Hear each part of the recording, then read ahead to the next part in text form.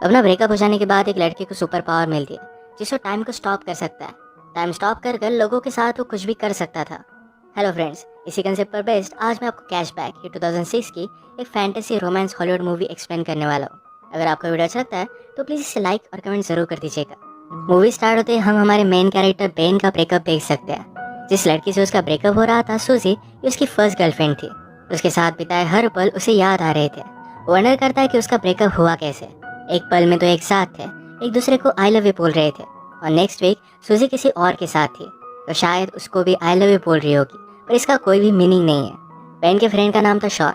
Shawn उसे समझाने की कोशिश करता है, उसे सिर्फ एक बेटर ऑप्शन मिल गया, इसी वजह से उसके पास वो चली गई। उसके बारे में तुम्हें ज़्यादा सोचना नहीं चाहिए। तुम किसी ब्यूटीफुल सी लड़की को डेट करो, फिर सूजी को जेलस लगेगा और तुम्हारे पास वो वापस आ जाएगी। शॉन का लड़कियों के साथ एक्सपीरियंस बहुत ही घटिया था। हर लड़की उसे मार कर चली जाती थी, तो उसकी एडवाइस बेन नहीं ले सकता। शॉन आर्टिस्ट बनना चाहता है। जब भी उसकी ड्राइंग क्लास होती थी तो हमेशा लड़कियों को ही ड्रॉ करता था। हमेशा उसे सूजी की याद आती रहती थी। एक रात उसने उसे कॉल किया। उसने पूछा कि क्या हम फिर से एक साथ रह सकते हैं। सूजी ने उसे मना कर दिया। वो दिन रात अपने बेड में ही पड़ा रहता था। सूजी के जाने के बाद जैसे उसका ऑक्सीजन चला गया था, स्लोली स्लोली उसकी नींद भी चली गई। उसने सोने का बहुत ट्राई किया पर फिर भी वो कर नहीं पाया। अब सडनली उसके पास 8 एक्स्ट्रा आवर्स थे। वो अलग अलग चीज़ें ट्राई करता था पर फिर भी टाइम पास नहीं होता था। वो कुछ भी करे, सूजी की याद हमेशा उसके साथ रहती थी। एक रात वो ग्रोसरी लेने के लिए गया हुआ था। वहाँ पर नोटिस देखता है कि उन्हें काम करने के लिए स्टाफ की ज़रूरत थी।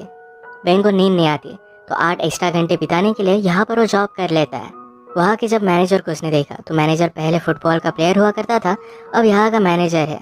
ये देखकर बेन रियलाइज़ करता है कि लाइफ इसी तरीके से बहुत फास्ट गुजर जाएगी, पर इसके लिए वो कुछ कर भी नहीं सकता। बेन के साथ एक लड़की काम करती थी, इसका नाम था शैरन। बेन ने नोटिस किया कि उसका मैनेजर शैरन के साथ बहुत ही अजीब तरीके से पेश आता है।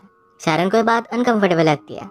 अपना जॉब करते हुए बेन ने हमसे कहा कि यहाँ सुपरमार्केट में टाइम बहुत ही स्लोली जाता है। इसको ज़रा फास्ट करने के लिए हम एम्प्लॉयज़ अलग अलग चीज़ें करते हैं। हर एक की अलग अलग मेथड है। जैसे शैरन कभी भी टाइम नहीं देखती। जब वो बॉस देखती है तो टाइम बहुत ही स्लो गुजरता है। इस वजह से हमेशा उसे कवर अप करके रखती है। यहाँ काम करने वाले उसके और 2 फ्रेंड्स हैं, पैरी और मैट। ये हमेशा एक दूसरे के साथ गेम्स खेलते रहते हैं। कभी ये शॉपिंग मॉल में रेस लगाते हैं तो कभी लड़कियों के सामान में कुछ अलग सी चीज़ें रख देते हैं। इसी तरीके से हर कोई टाइम पास करता था।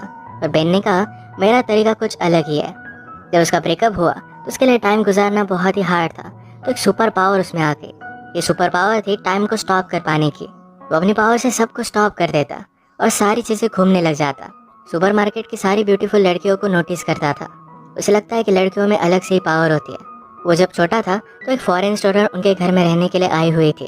वो बहुत ही ब्यूटीफुल थी। वो हमेशा उसे देखता रहता था। बेन जब ये टाइम स्टॉप करता था तो हमेशा लड़कियों की न्यूड ड्राइंग करता था। उसने एक नॉवेल में पढ़ा था कि लड़कियों को पेंटर के साथ अफेयर करना अच्छा लगता है, क्योंकि उनकी ब्यूटी जैसी है वैसे वो देख सकते हैं। ऐसे ही बेन ड्राइंग करते हुए अपना टाइम गुजारता था, और जब वो अनपॉज करता तो बहुत सारा टाइम गुजर जाता। अगले दिन बेन से मिलने के लिए उसका फ्रेंड शॉन आया। शॉन को पता था कि अभी बेन अपनी एज गर्लफ्रेंड के बारे में सोच रहा है। उसे कहता है तुम्हें जल्द से मूव ऑन करना चाहिए। शॉन हमेशा उसे यही बात कहता रहता है, तो इस मूवमेंट को भी वो पॉज कर देता है। एक्चुअल में बेन और शॉन ये बचपन से बहुत अच्छे फ्रेंड्स थे। जब शॉन की मदर घर से चली जाती तो दोनों मिलकर न्यूड मैगजीन्स देखते। एक दिन जब ये दोनों देख रहे थे तो शॉन की मदर वापस आ गई। वो इन दोनों की फ्रेंडशिप को अलग ही समझती है। आज शॉन बेन से कह रहा था तुम्हें स्ट्रिप क्लब वगैरह मेरे साथ चलना चाहिए। सुनकर बेन को अपने बचपन का एक किस्सा याद आता है। उनकी स्टेज पर एक लड़की थी जो पैसों के लिए न्यूड होती थी। ये सारे फ्रेंड्स लाइन लगाकर उसे मिलने के लिए जाते थे। इसके बाद हम देखते हैं अगले दिन बेन और शैरन की नज़रों से नजरें मिली थी। लॉकर रूम में शैरन को ज़रा भूख लगी थी तो बेन का सैंडविच मांग लेती है। सैंडविच का पिकल शैरन के गाल पर लग गया था। जैसे कि बॉलीवुड मूवीज़ में होता है वैसे एक रोमांटिक सा इनका मूवमेंट हुआ। ये मूवमेंट बेन जाने नहीं देना चाहता था, इसे फ्रीज कर रखना चाहता था, पर शैरन चली गई। वो कुछ भी कर नहीं पाया। उसे अच्छा लग रहा था कि सूजी से मूव ऑन कर अब वो शैरन को लाइक करने लग गया है। तभी उसके फ्रेंड ने डिस्कस कर रहे थे। मैट कहता है आज मैंने शैरन को डेट के लिए पूछा।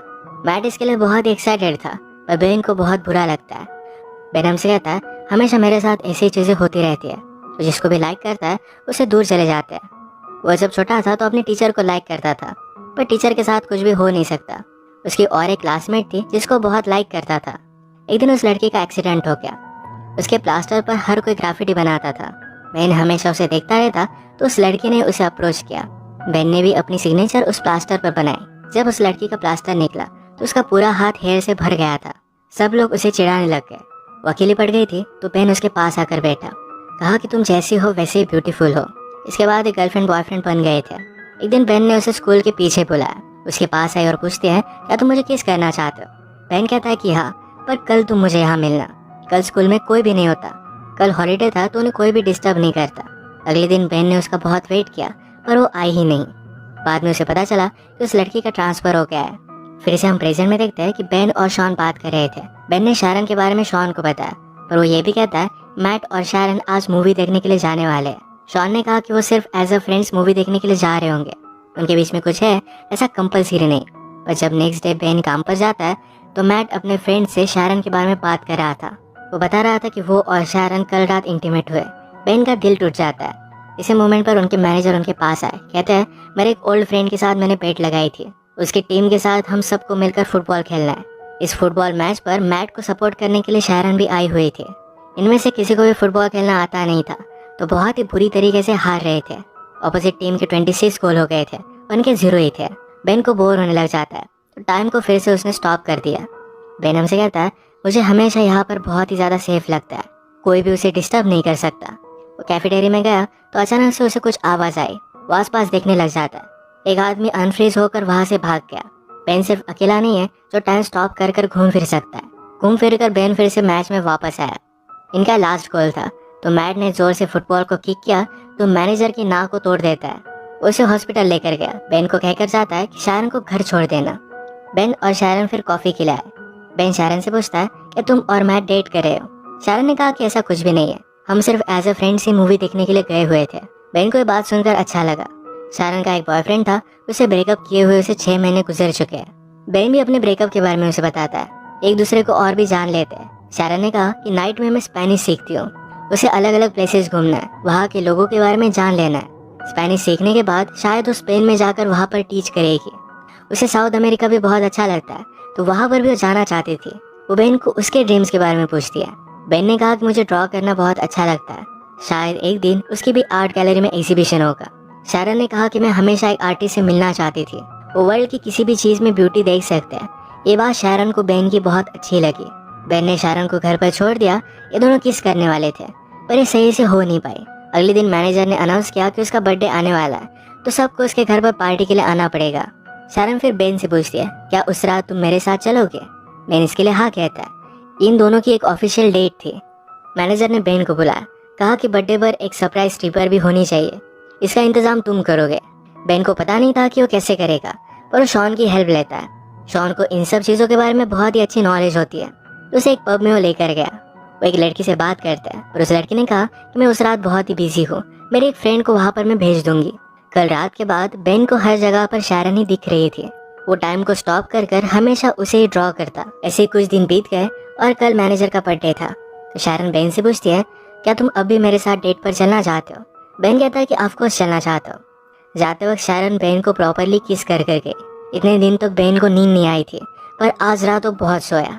उठने के बाद उसे एक आर्ट गैलरी से कॉल आता है। बेन के पिक्चर्स उन्हें बहुत अच्छे लगे थे और उसे मिलने के लिए बुलाया हुआ था। बेन इसके लिए बहुत ही एक्साइटेड हो जाता है पर सिर्फ उसके फ्रेंड मैट और बैरी उसका मज़ा ले रहे थे। रात में बहुत ही अच्छे से रेडी होकर वो शारन के पास पहुंचा। वो शारन को अपने आर्ट की गुड न्यूज़ बता देता है, उसे भी बहुत अच्छा लगता है। ये दोनों फिर पार्टी में आए पर बेन यहाँ पर सुजी को देखता है। पार्टी में इन्होंने ऑर्डर की हुई स्ट्रिपर भी आई हुई थी। ये वही स्ट्रिपर थी जो शॉन और बेन बचपन में देखने के लिए जाया करते थे। शॉन मौके का फायदा उठाकर उसे डेट के लिए पूछ लेता है। शॉन हमेशा लड़कियों से कुछ भी गलत चीजें बोलता था पर ये लड़की उसे बचपन से जानती है तो कोई भी प्रॉब्लम नहीं आएगा। शायद उसकी भी लव स्टोरी यहाँ से स्टार्ट हो जाएगी। पार्टी में बेन जरा वॉशरूम के लिए जाता है तो वहाँ पर सुजी भी थी। सुजी को बेन को शारन के साथ देखकर जरा बुरा लगा था।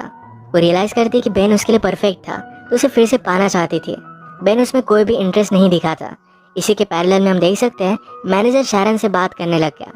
वो उसे हरास करने लग जाता है तो शारन इस पर गुस्सा होके और यहाँ से निकलने लग गई।